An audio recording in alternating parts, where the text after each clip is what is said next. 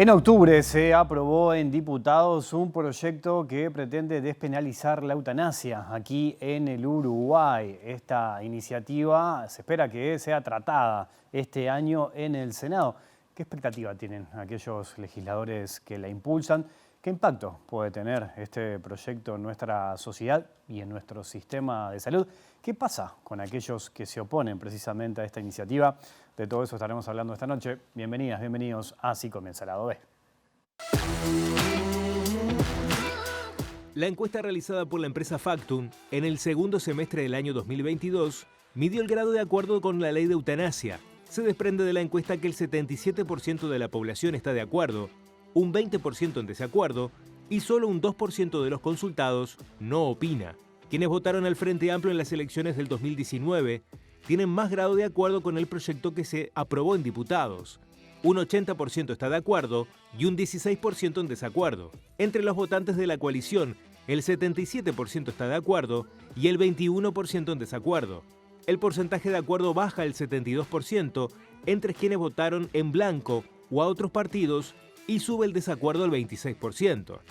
Cuando se distingue por edades, hay mayor diferencia, entre 10 y 12 puntos. A mayor edad, mayor es el grado de desacuerdo con la ley.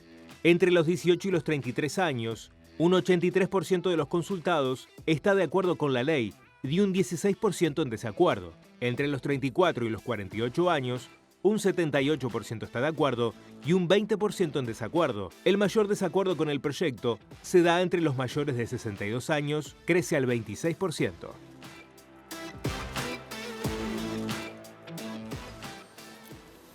Y este tema tan importante e interesante estaremos hablando esta noche aquí en vivo, en Lado B, en la pantalla de TV Ciudad con el doctor Ope Pasquet, diputado del Partido Colorado. Diputado, gracias por acompañarnos. Bienvenido a Lado B. ¿Cómo anda? Con mucho gusto y agradezco la invitación. Bueno, usted viene trabajando en este tema desde hace tiempo. De hecho, en 2020 presentó un proyecto. ¿Por qué en Uruguay cree que debería tener una ley con estas características? Nosotros presentamos el proyecto en marzo del 2020, convencidos de que es un tema que hay que abordar para dar soluciones humanitarias a gente que está sufriendo y que hoy por hoy no tiene un acceso abierto, franco, garantizado, digamos, a ese alivio final del sufrimiento que es la eutanasia. El propósito central es atender situaciones de sufrimiento y ponerlas a disposición de la voluntad de una persona adulta capaz de entender y de querer, una persona que está en su sano juicio y que decide finalmente poner fin a su vida para no seguir sufriendo. Esa es la idea. Recordemos, ¿no? Toda persona mayor de edad, dice el texto, psíquicamente apta, que padezca una o más patologías o condiciones de salud crónicas incurables e irreversibles, ¿no? Puede llegar a solicitar esto ante un médico que debe evaluar la situación y a su vez pedir una segunda opinión más adelante a otro médico. No puede haber ningún vínculo entre estos dos profesionales y a partir de allí se puede avalar o no lo que termina solicitando el paciente. Es así. El proyecto sigue en esto, digamos, el rumbo general de la ley holandesa, que es del año 2002 y que prevé este juego de dos médicos que examinan al paciente cada uno por su lado, son exámenes independientes, y verifican que se cumplan las condiciones establecidas en la ley, las condiciones y el procedimiento que la ley establece. O sea, esto no es que alguien dice quiero que me apliquen la eutanasia y se procede como él lo pide o lo reclama, sino que a partir de allí empieza a funcionar un procedimiento establecido en la ley que implica que hay dos médicos actuando con absoluta independencia uno de otro que estudian a la persona, la examinan y finalmente determinan si cumple o no con las condiciones que la ley establece. Vayamos a despejar algunas dudas que quizás la gente pueda llegar a tener mientras nos está mirando. Cuando aparece ese segundo médico, si tiene una opinión distinta al primero, ahí se convoca a un tercer especialista, un tercer médico, ¿no? ¿Qué pasa allí, por ejemplo? Si el tercer médico está de acuerdo con el primero, bueno, se acepta la petición del paciente, pero si está en desacuerdo, por ejemplo. Y entonces no se aplica la eutanasia. Ajá. ¿Qué pasa si una vez que se toma la decisión de los dos profesionales, los dos médicos, el paciente se arrepiente? ¿Qué establece el proyecto allí? basta que aunque de cualquier modo, en cualquier momento, diga que no quiere seguir adelante para que se detenga el procedimiento y se cancele. O sea, el paciente puede en cualquier momento y de cualquier manera poner un alto al procedimiento que termina allí.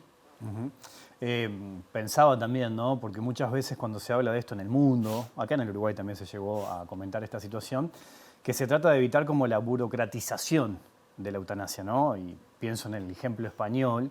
En España se ha hablado mucho de esto, ¿no? De que la Junta Médica, que es la que tiene que tomar la determinación, muchas veces se toma su tiempo, se demora y muchas veces termina condicionando la decisión del paciente. ¿Este proyecto usted considera que evita ese tipo de discusión? Por lo menos evita ese tipo de riesgo, que una comisión empantane el procedimiento y se frustre la voluntad del paciente. Mire, en estos días está en Montevideo el doctor René Heyman, un médico holandés que ocupa un alto cargo en el sistema de salud de su país, de los Países Bajos, que tiene una larga experiencia en la aplicación de la ley de eutanasia y que, bueno, vino invitado por el Sindicato Médico del Uruguay, ha tenido varias reuniones, esta tarde estuvo en la Comisión de Salud del Senado, esta mañana tuvo una charla con periodistas y legisladores en el local del Sindicato Médico, en fin, y está exponiendo lo que es la experiencia de los Países Bajos en esta materia tras 20 años de aplicación de la ley. Y cuando tuve la oportunidad de hacerle preguntas, le pregunté específicamente por eso. Digo, la ley holandesa dice que el control que hace una comisión de revisión sobre el procedimiento de eutanasia se hace después del fallecimiento del paciente. En cambio, en otros países, como en España, por ejemplo, esa comisión actúa antes.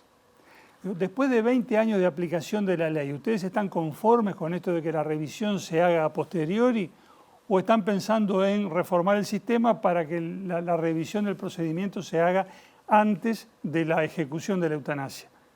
Y me dijo que están conformes con el procedimiento que ellos tienen, que ha funcionado bien y que el control del doble médico asegura que las condiciones se cumplan. Y dijo, de hecho, todos los años, de todo esto se lleva un registro, una estadística minuciosa.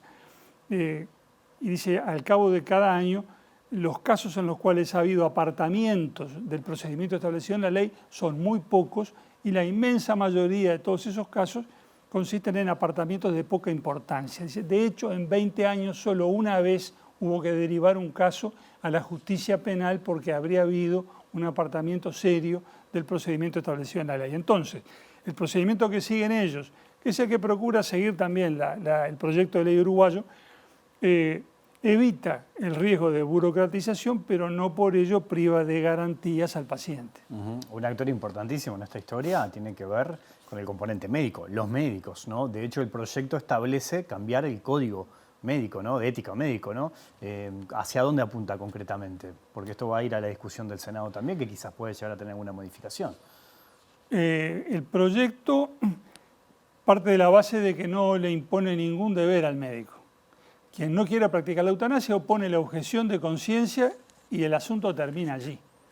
No tiene que dar explicaciones tampoco. Dice simplemente no quiero seguir adelante y está. O sea que a los médicos no se les impone nada. Lo que sí hace el proyecto de ley es derogar un artículo del Código de Ética Médica que declara que la eutanasia es contraria a la ética de la profesión, porque con ese artículo ningún médico se iba a prestar a practicar el procedimiento. Se elimina el artículo y el asunto queda librado a la conciencia de cada médico. Algunos, la mayoría, según una encuesta que hizo en su momento el Sindicato Médico, estaría dispuesto a practicar la eutanasia. Los que no quieran hacerlo no tendrán ninguna obligación. Este proyecto, esta iniciativa, tiene voces en contra, ¿no? Tiene incluso legisladores que no están a favor de esta situación. Entre otros argumentos señalan que es una forma de desproteger a los pacientes, que el Estado, que debería proteger a los ciudadanos, con esta medida no los está protegiendo. ¿Qué mirada tiene sobre ese punto? A mí me parece que es un error, que esa afirmación no se justifica. Esto suele decirse a propósito de los cuidados paliativos. Si se contrapone, se opone cuidado paliativo, es eutanasia. Dice, en vez de ofrecerle la eutanasia, ofrézcanle a la persona cuidado paliativo. Yo, por supuesto que estoy de acuerdo con los cuidados paliativos. Cuando se trató la ley, el proyecto de ley en la Cámara de Diputados en diciembre del 2021, lo votamos a favor, creo que ese proyecto salió por unanimidad. Pero ocurre que hay situaciones en las cuales los cuidados paliativos ya no funcionan, hay situaciones en las cuales la persona sufre, o mejor dicho, recibe esos cuidados paliativos durante mucho tiempo y al final ya no quiere más, decide que no quiere más. Y entonces nosotros pensamos que cuando esos momentos llegan hay que respetar la voluntad del paciente. Ni siquiera hay que imponerle los cuidados paliativos si no desea pasar por ellos. Y si está sufriendo una enfermedad que es incurable y que es irreversible y se le dice que no hay manera de aliviarlo, nosotros pensamos que esa persona tiene derecho a decir en esas condiciones, bueno, quiero poner fin a mi vida. Eso no va en contra de que se le ofrezcan todos los cuidados paliativos del mundo, pero finalmente pensamos que es la persona la que tiene que decidir sobre su propia vida, es la autonomía de cada uno para decidir sobre su propia vida. Ahora, hay una realidad, es que no todos los uruguayos pueden acceder a los cuidados paliativos. ¿Cuánto condiciona eso? Es cierto. Por eso es importante fortalecer los cuidados paliativos, lo cual pensamos nosotros debe hacerse a través de la financiación de los cuidados paliativos mediante ACE. En la rendición de cuentas del año anterior hubo una partida para ACE, para cuidados paliativos, y una ley puede, digamos, contribuir a ese fin, pero lo más importante no son las disposiciones jurídicas, sino los fondos para que se presten los cuidados paliativos. De eso estamos totalmente a favor. Nos dicen, bueno, pero mientras no existan los cuidados paliativos para todo el país, para todo el mundo, entonces tampoco debe haber eutanasia. Y yo pregunto, entonces, a la persona que está sufriendo, y por H o por B, porque está muy lejos, porque es muy pobre, por lo que fuere, no le llegan los cuidados paliativos, o sea, no aliviamos su sufrimiento con cuidados paliativos, le vamos a decir además que no le vamos a dar la eutanasia, o sea, lo condenamos a sufrir, porque ni eutanasia ni cuidados paliativos. Yo creo que lo que hay que hacer es hacer todos los máximos esfuerzos para difundir los cuidados paliativos, que lleguen a todos los rincones del país, que le lleguen a toda la gente, y al mismo tiempo ofrecer también esta otra posibilidad para aquellos que están sufriendo tanto que prefieren dejar de vivir para dejar de sufrir. El legislador del Partido Nacional, Rodrigo Goñi, que se opone a esta iniciativa, ha señalado que esto podría generar como una cierta desconfianza con los médicos, o sea, entre el paciente y los médicos, como una especie de, bueno, quizás ya no confío porque el médico puede llegar el día de mañana firmarme una autorización para una eutanasia. ¿Cómo toma ese argumento? Tampoco es de recibo. Porque no es que el médico decida la eutanasia si el paciente no lo quiere. No existe la ley esa posibilidad de que el médico resuelva firmar lo que sea para que le aplique la eutanasia a alguien que no lo quiere. Todo esto parte de la voluntad del paciente y si no está la voluntad del paciente no se puede aplicar la eutanasia.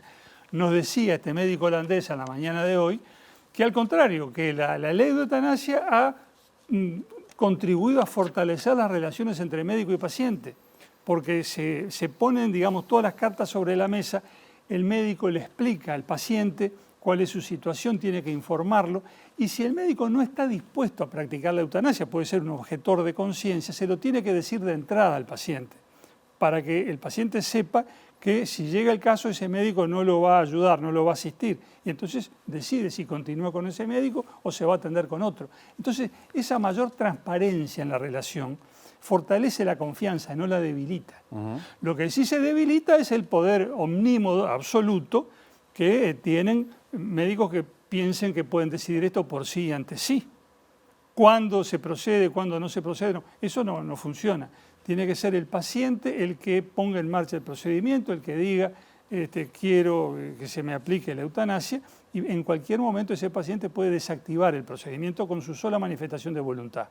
O sea, ponemos en el centro al paciente. El médico actúa, por supuesto, porque es él el que tiene que decir con criterio técnico si se dan las condiciones que la ley establece. La enfermedad incurable, irreversible, etc.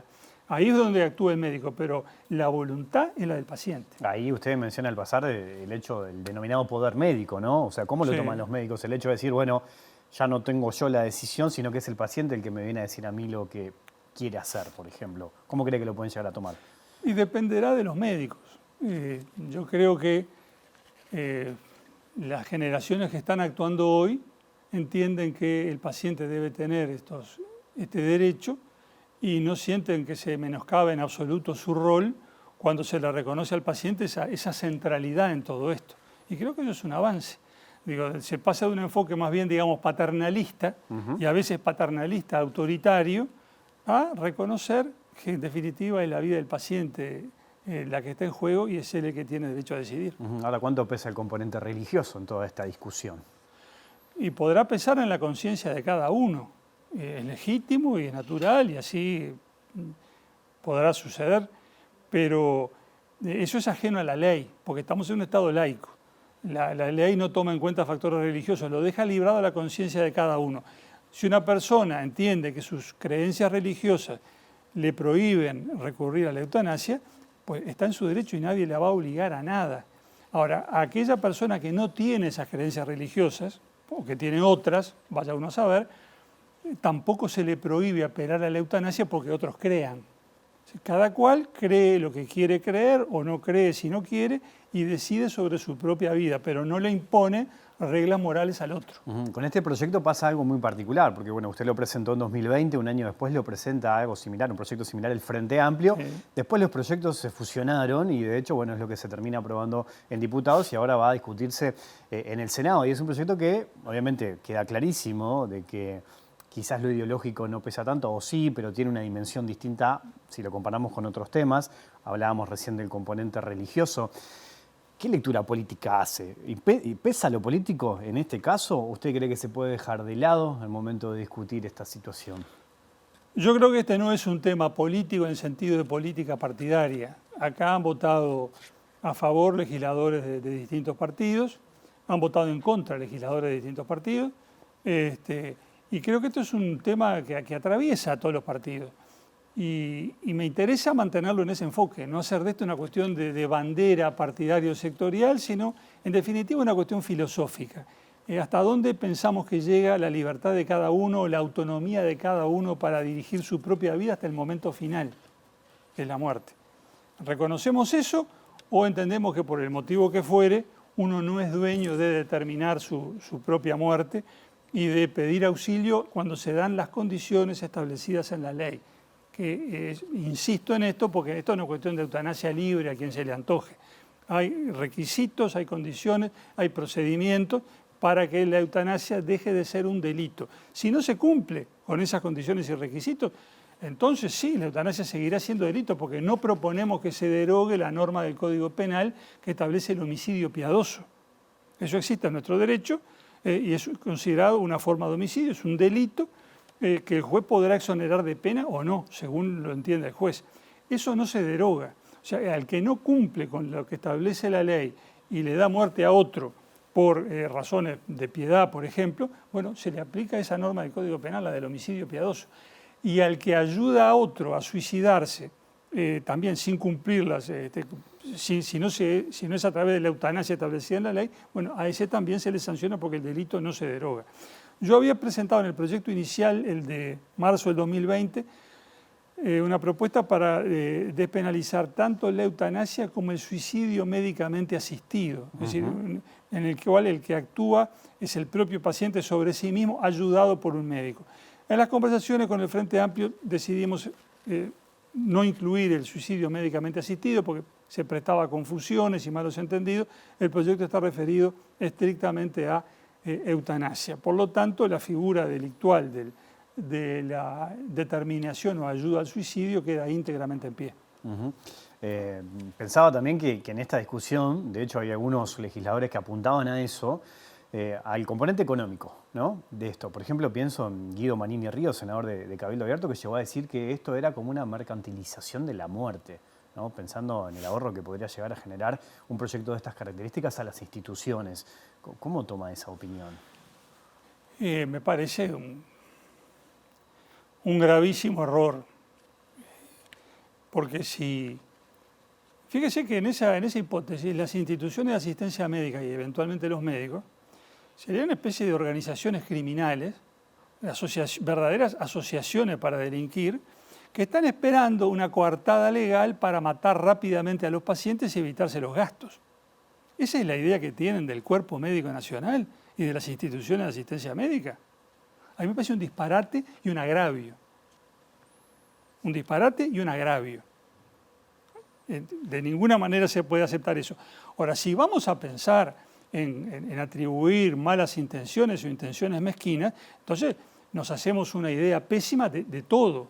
Entonces podemos decir que la preocupación o el énfasis por promover los cuidados paliativos responde a un hipotético lobby de los paliativistas que quieren asegurarse su empleo, su remuneración, su estatus académico, fortaleciendo los cuidados paliativos. Yo no pienso eso, no creo eso, pero digo, lo pongo como ejemplo para decir, no podemos atribuir malas intenciones a todo aquello que no nos gusta o que va contra nuestras creencias, que es de eso que se trata, ¿no? Le propongo una pequeña pausa y seguimos conversando. ¿Cómo no? Ya sigue el lado B aquí en la pantalla de TV Ciudad.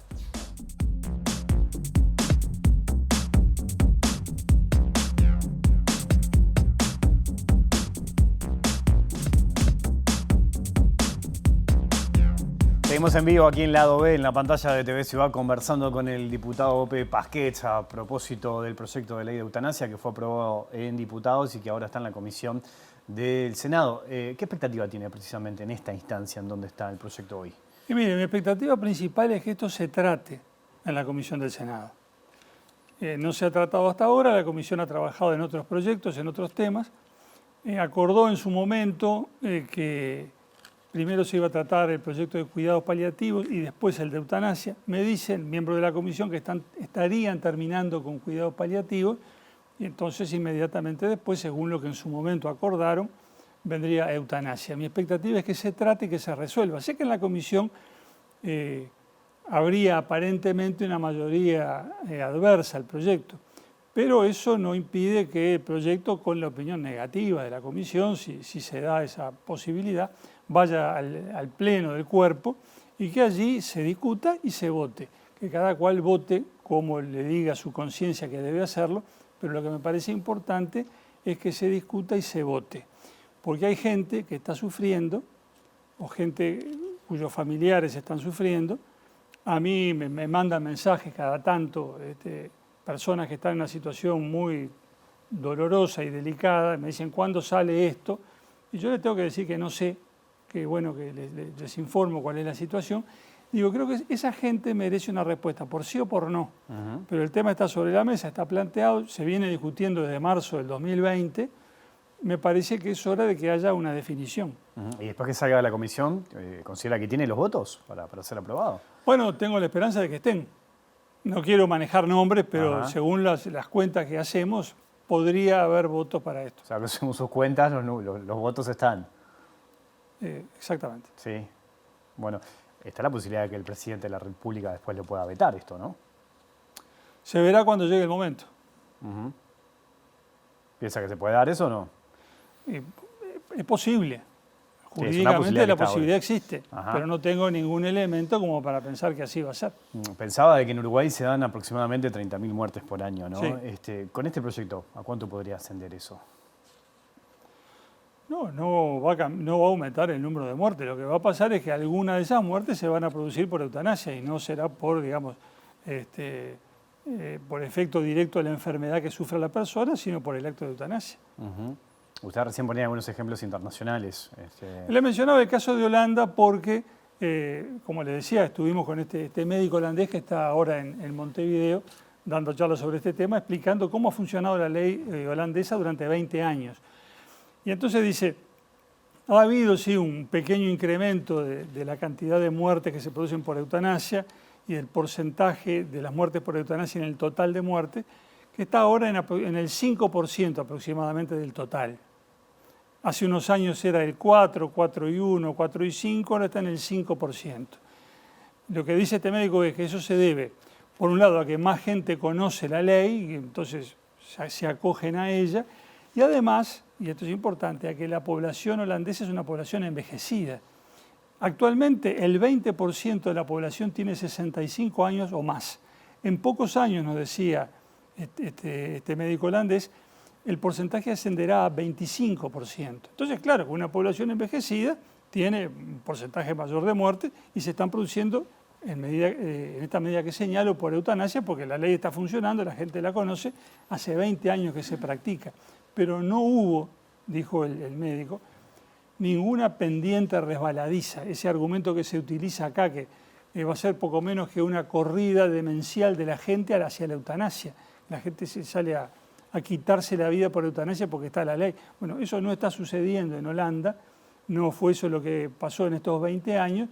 Lo que ha habido ha sido una aplicación muy madura, muy seria, muy concienzuda de la ley, con un comité de revisión que evalúa todos y cada uno de los casos de eutanasia, que año tras año examina todo lo que se ha hecho, que lleva estadísticas rigurosas, y que solo en unos pocos casos, creo que fueron 12 el año pasado, encontró apartamientos del procedimiento legal, y en todos esos casos fueron apartamientos de menor entidad, de menor relevancia. Y creo que ya lo dije hace un rato, pero repito porque vale la pena. En estos 20 años solamente en una oportunidad hubo que derivar un caso a la justicia penal. Diputado Pepe Pasquet, le agradezco mucho su visita esta noche aquí a la OE. Con mucho gusto. Hasta la próxima. Muchas Nosotros gracias. nos vamos, volvemos mañana en vivo después de las 20 horas. Que pasen bien, chao.